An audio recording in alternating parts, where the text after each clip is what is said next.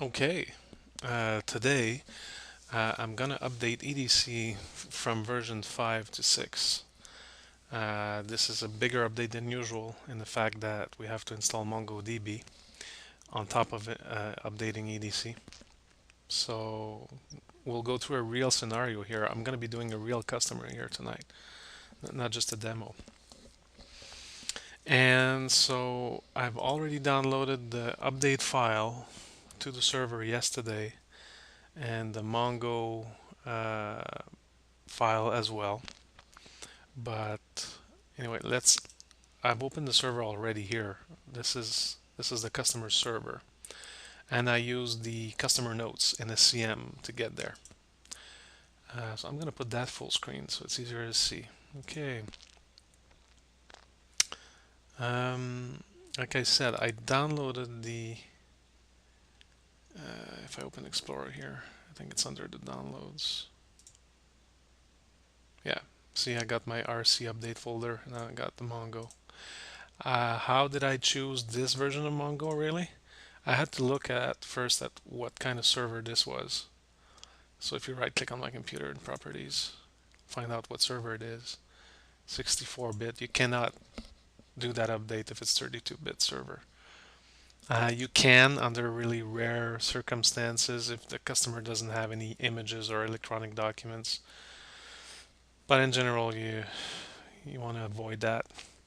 But the idea is that the server is a 2008 R2, and the R2 here is what matters because when you go um, to the Mongo website, which is mongodb.org, when you go to downloads here, under Windows, it gives you a choice between downloading 64-bit or 2008 R2. So whenever you got R2, this is the version you want to download, and this is what I downloaded yesterday. I always download the latest one, production release there at the top. All right, so first things first. I always follow the instructions from the KB article because we have a KB article written on that. It's I got it here. Oh, you guys can't see it. Let me pull it down. Not that it really matters if you see it or not here. It's 187, right? So in there we got all the instructions on, and basically these are the instructions I'm following as well when doing the updates, because yeah, I just can't remember all those commands by heart, right? So um, first things first, I guess this update file goes into the update folder of EDC. So I go about it this way, and I just put it in the update folder right there. Can just move it there.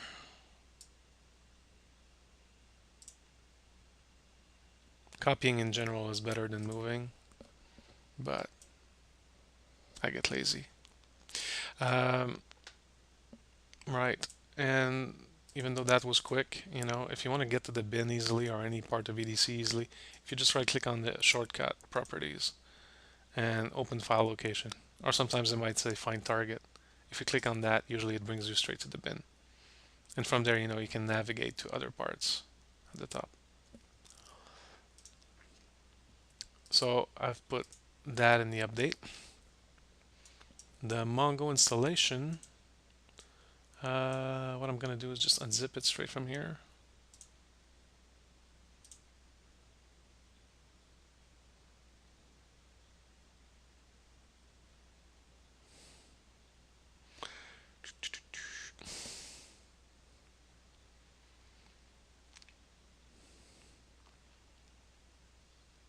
Okay. I usually install Mongo. There's nothing set in stone, but I usually install it straight in the docu data folder next to EDCRC here. You could also install it straight on the D drive as well. Depends on the machines, but if I can keep things clean, I like to put everything in the same. It's kind of easier to manage. So I'm just going to move that in there.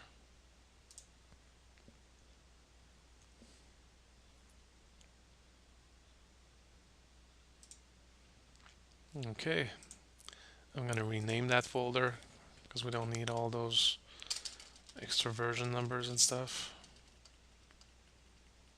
I keep just MongoDB like that. Oh, I had one there already.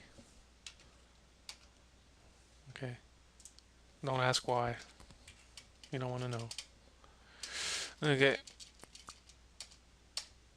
here we go. All right, now I got my two of them here. Well, my Mongo here and my update in there. First thing I do is I do install Mongo first. I don't update EDC first because when you update EDC, and as soon as you restart the services, it will start converting the documents. And if you don't have Mongo started, then it will kind of create errors for nothing. So Mongo is first all the time. And that's only from passing from version 5 to 6. Once it's installed once, version 6, after that, the updates just become normal, as usual. So, okay, now I'm just going to follow my instructions that I got on the actual KB article. See what we got. Step number 3 here.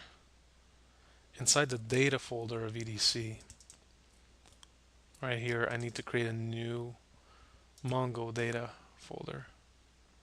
This will contain all the new Mongo data. All the conversions and stuff are going to be put in there. And all the new images as well. Okay, that's done. Then what happens? Okay, in my MongoDB now, I need to create a new folder called log.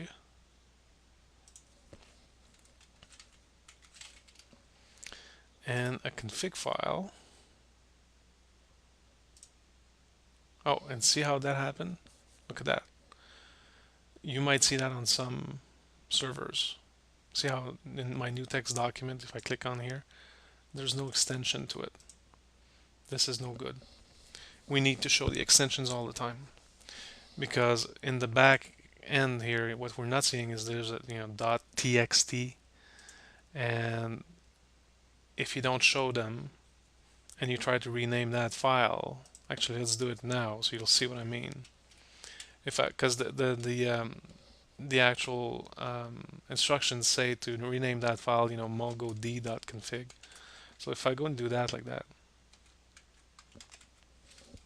and I press enter, Windows will accept it just as is, and you will think that it is a real config file, but in reality it's not. It's still just a text file. There's still the .txt at the end here, but we're not seeing it.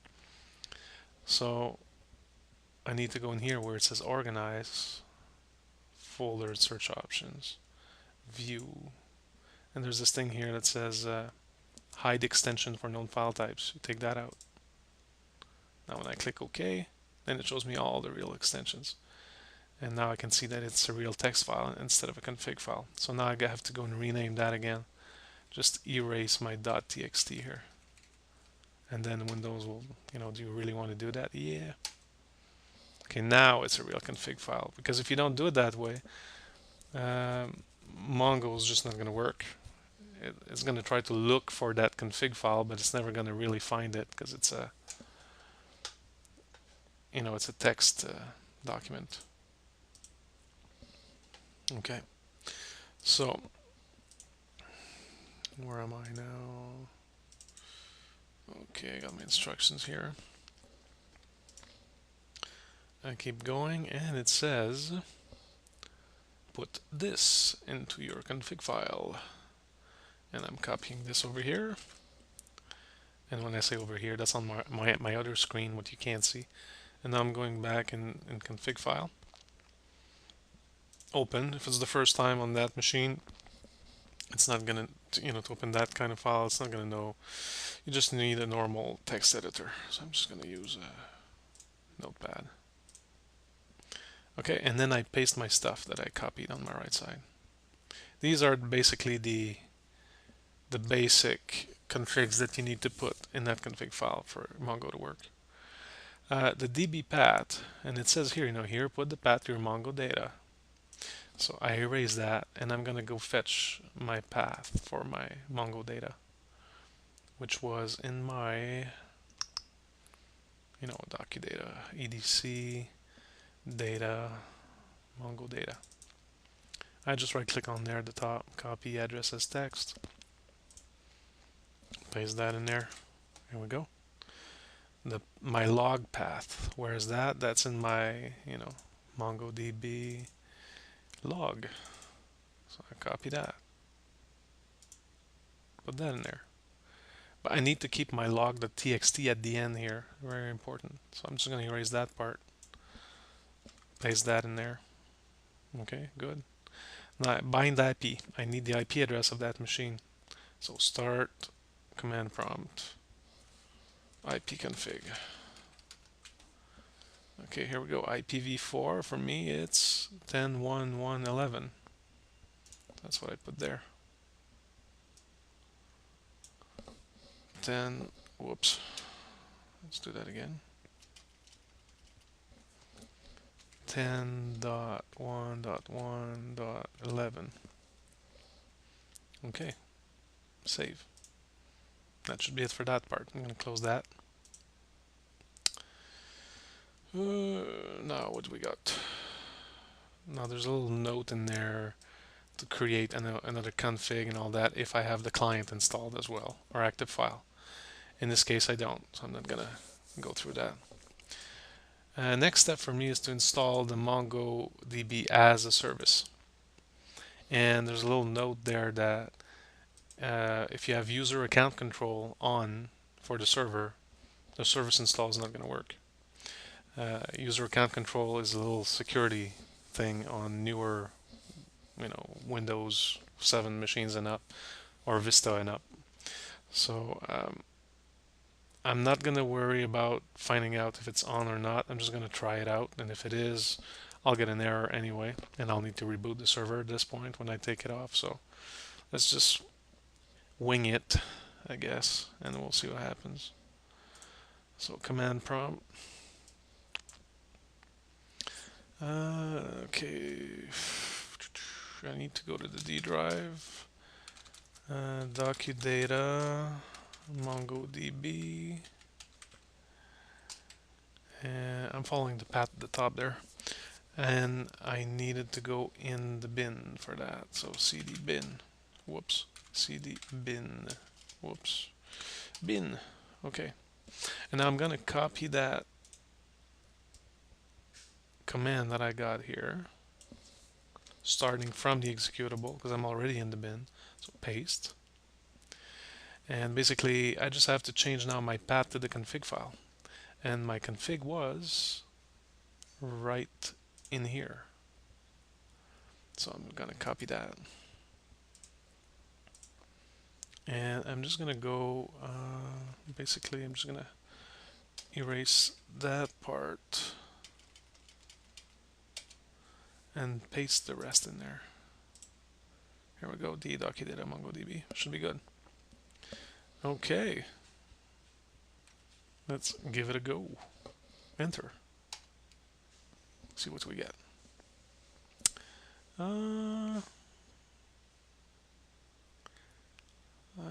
Installed with command. Looks like it's good. Okay. Looks like it worked out. So at this point, just to be sure that it did work or not, I need to go and look at the actual services, because now this was installed as a service, so I need to go and check the service. Okay. Need to make sure it's in my list of services.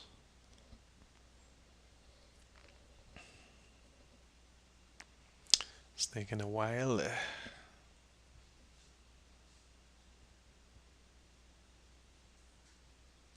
Oh, this is slow. Come on, come on.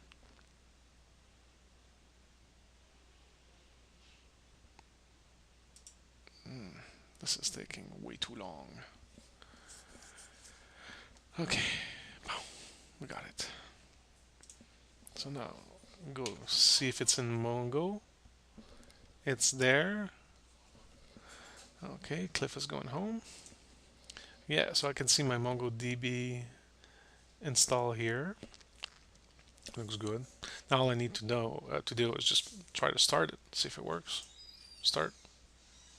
Yeah, seems good.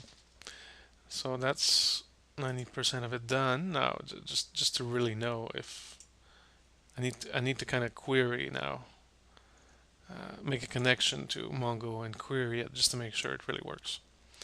So at this point, I go back to my command line and write Mongo space and the same address that I put in my config before, 10.1.1.10 colon 27017, because that's the default port of Mongo to listen on. Now let's see if we have connection. Enter. Oh, connect fail. What is that about? Could it be that maybe I don't have the right address? I'm gonna go back to my config file just to make sure it's right. Oh, see, 10.1.1.11. I don't think that's what I had. Yeah, see, 10.1.1.10. Okay, let's fix that. 11. Here we go, now it should work. Okay, looks much better. Now to be sure I really got it, I do put this command that says show DBS, or show databases. And this is what I should get, one local entry with very minimal space. So now I know it works. So now I can just exit that. Enter. Okay. My Mongo installation is basically done at this point. Now all I have to do is, do my EDC update. But what I'm gonna do, I think, is I'm just gonna shut this video down now and create a second one. So this will be part 1 kind of thing, and then we'll have part 2, because I don't want to get stuck and having to redo that video again in case that didn't work. So I'm gonna shut this down now, and I'll see you in part 2.